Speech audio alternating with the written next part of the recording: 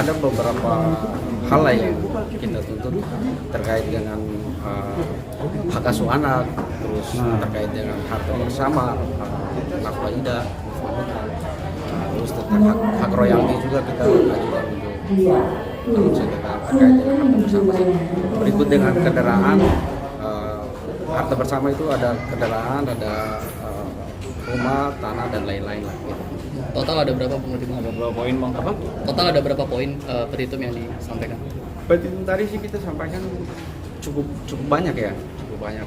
Tadi sih majelis hakim menyampaikan untuk coba untuk dimediasi lagi, tapi kan memang para pihak kan udah deadlock waktu sidang minggu kemarin, jadi memang tidak ada ruang lagi untuk bermediasi, lalu masuk ke agenda jawaban minggu depan. Permintaan apa aja sih yang disampaikan Menara? Iya, ada yang tadi saya sampaikan sih harta bersama terkait dengan hak asuh anak. Kita minta untuk hak asuh anak itu sepenuhnya klien kita gitu, Menara. Terus terkait dengan harta bersama juga kita masukkan dalam tuntutan kami, nafkah ida, terus nafkah merah itu sama nafkah untuk anak setelah perceraian itu. Bang, kan biasanya kalau perempuan yang menggugat biasanya nih di mana-mana tidak terpenuhi nih bang, terkait dengan adanya tuntutan seperti nafkah dan segala macam, karena dia kan posisi sebagai penggugat bang. Gimana nih bang? Kalau itu sih itu sudah masuk pokok perkara lah ya. Kita tidak bisa untuk menyampaikan terlalu dini, terlalu prematur kita menyampaikan itu. Tapi kan itu hak dari semua orang, dan seperti yang tadi dipertanyakan itu sebenarnya kan enggak gitu. Perempuan siapapun yang mengajukan gugatan dan terkait dengan hak asuh anak ataupun harta bersama itu adalah hak hukum dia gitu, bukan hanya perempuan ataupun laki-laki, semuanya itu memiliki hak dan tidak ada undang-undang yang mengurangi hak-hak seorang wanita begitu. Jadi terkait dengan hak asuh anak kan sudah jelas tuh di kompilasi hukum Islam kan pasal 105 huruf A itu menyatakan kalau memang anak di bawah 12 tahun itu sepenuhnya adalah hak asuh anak itu jatuh kepada ibunya. Bang, terkait royalti juga kan gugatannya seharusnya tidak di dalam sini. Kenapa diikutsertakan di sini bang? Ya, sebenarnya sih ingin saya sampaikan untuk sudut pandang teman-teman ya, kan banyak yang seperti kemarin juga dipertanyakan itu harusnya kan diajukan di pengadilan niaga gitu. Jadi ini sih baru pertama di Indonesia sih gitu.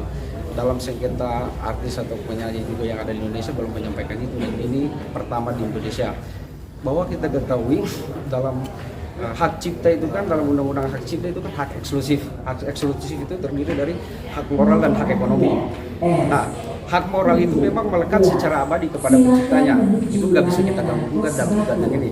Tapi hak ekonomi ini adalah bagian daripada harta bersama, karena kita tahu definisi dari hak ekonomi itu sendiri kan dia benda bergerak tidak berwujud. Benda bergerak tidak berwujud itu didefinisikan dalam pasal 16 Undang-Undang Hak Cipta. Nah, benda bergerak tidak berwujud ini kan memiliki nilai. Memiliki nilai, dan royalti yang kita ajukan itu adalah lagu-lagu yang diciptakan pada saat perkawinan berlangsung. Gitu. Ini pertama kali di Indonesia sih sebenarnya.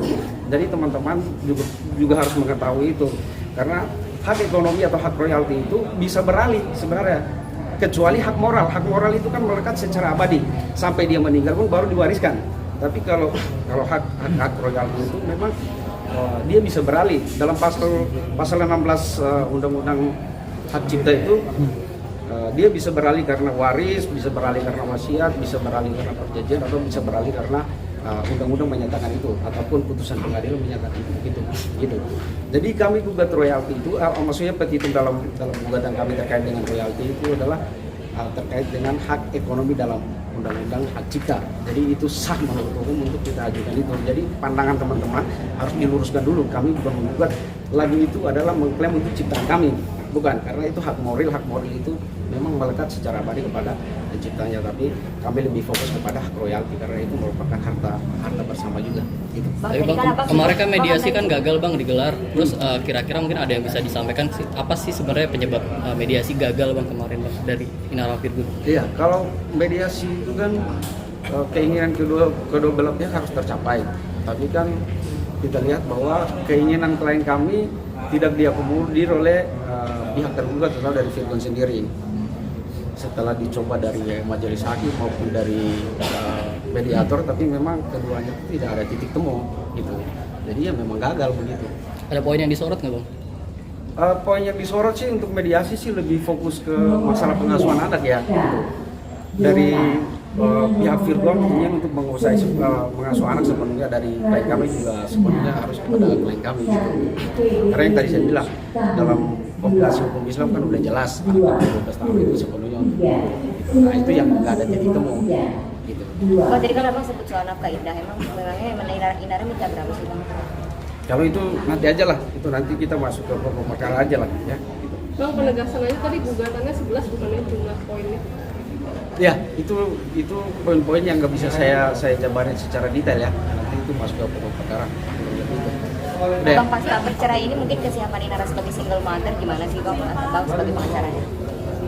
Kalau sebagai kesiapan sih mungkin dia udah melakukan kesiapan ini dari awal mengajukan gugatan ini ya dengan coba untuk bekerja karena memenuhi nafkah dari untuk memenuhi kebutuhan anak-anaknya. Dia memutuskan untuk membuka cara untuk bekerja gitu, mengganti posisi dari Virgon yang harusnya memberikan nafkah kepada anak-anaknya, namun dalam proses ini kan dia tidak memberikan nafkah. Jadi kurang lebih sih dari klien kami sih udah siap sih secara mental gitu. Bang, jika dilihat kan kemarin seolah-olah menjadi seperti bahan bulian saat Inara ini kesini tuh datang dari keluarga pihak sebelah. Bagaimana apakah nanti ada jalur hukum yang akan diambil lagi bang? Kalau itu udah bukan substansinya lah ya, kita kan ngomong di sini masalah perkara gugatan ini. Kalau terkait dengan anak-anak hukum atau upaya bulian dari itu kan kemarin juga ditanggapi oleh klien kami bahwa dia tidak menanggapi bulian ataupun apapun sindiran yang disampaikan oleh pihak-pihak itu. Jadi itu konteks kami jawab lagi. Kalau hadir sih memang ini karena udah masuk ke agenda gugatan. Kalau agenda gugatan itu kan tidak diwajibkan untuk prinsipal atau pihak Inara hadir, begitupun dari pihak Virgon. Itu kan tidak diwajibkan karena sudah diberikan kuasa. Jadi kuasa ini kami lawyer lah yang mewakili memberi kuasa dari saudara Inara. Minggu depan Inara datang nggak bang? Kalau itu sih kita kurang tahu ya. Tapi dengan kesibukan yang ada sih paling dikuasakan dari kuasa hukum di sini. Bang, tapi Inara sendiri meminta haknya itu hanya untuk anak gitu, bukan hak sebagai istri dan keluarga. Kalau hak dari istri juga ada, gitu. Ada tuntutannya untuk istri, baik harta bersama, baik pun royalti tadi. Gitu. Bang, yang royalti itu tersebut nominalnya nggak sih berapa bang? Kalau royalti itu mungkin udah masuk ke pokok perkara ya gitu. Jadi yang intinya sih kami menuntut sebagian dari hak royalti. Bang, jika nanti pihak Virgon nggak bisa memenuhi salah satu dari gugatannya Inara, kira-kira ada langkah lagi? Iya, ada konsekuensi atau langkah nggak? Misalkan nanti dari pihak Virgon nggak bisa memenuhi salah satu dari permintaan Inara. Sebenarnya kan kalau tidak memenuhi kan itu berarti udah melawan marwah negara, melawan pengadilan gitu. Karena kan perintah dari pengadilan itu kan harus dijalankan oleh warga negara. Gitu. Bang, suaranya kencangan dikit bang. Suaranya kencangan dikit bang. Gitu sih. Kalau royalti sih kita nggak menentukan untuk angkanya, tapi presentasinya lebih ke presentasinya gitu. Jadi kan royalti ke depannya kita nggak tahu nominalnya berapa. Jadi kami menyampaikan tuntutan kami dalam royalti itu presentasi, gitu. Presentasi yang didapat lalu setelah dipotong pajak itu bersih presentasinya ke kami itu. Bang, apakah ada klarifikasi aja bang, benar Inara membatasi pertemuan dengan orang tuanya anaknya? Dengan Virgon. Kalau itu sih udah masuk ini. Kalau selama ini enggak, ulang tahun Starla baru dalam bulan ini juga Virgon datang ketemu gitu. Jadi nggak ada batasan sebelum sidang ini dimulai itu nggak ada. Oh, di dalam gugatan ada permintaan buat jaga jarak nggak bang? Iya, ada kami sampaikan untuk jaga jarak antara Virgon dengan anak, karena itu kan anak itu kan masuk dalam objek perkara juga gitu. Karena terjadi sengketa perebutan hak asuh anak dari pihak penggugat maupun tergugat. Jadi itu kan secara tidak langsung bahwa anak itu merupakan objek dalam perkara ini. Jaga jarak seperti apa sih bang? Ada batasan jarak yang kami sampaikan dalam tuntutan kami. Bang, terkait surat perjanjian Virgon sama Inara yang mau menafkahi 40 juta itu, kata Inara kan sampai saat ini belum pernah terima ya dari Virgon. Seperti apa nih Bang? Ya kalau itu kan tadi saya sudah disampaikan bahwa memang hak yang seharusnya didapat sebelum